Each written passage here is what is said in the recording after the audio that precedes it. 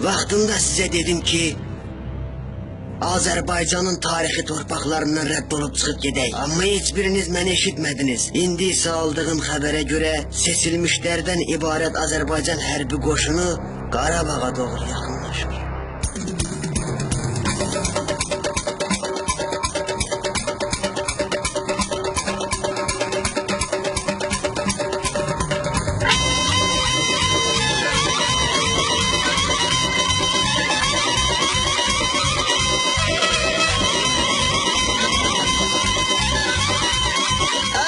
Biraz hasta sür. Bir dayan görüm.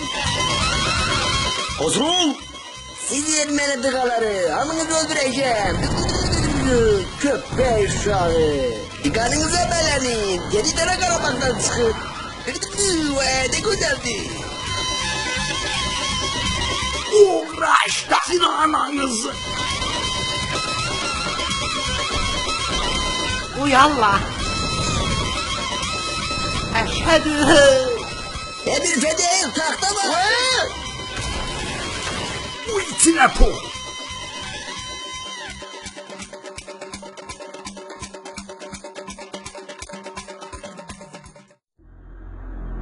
Seçilmişlerden ibaret ordu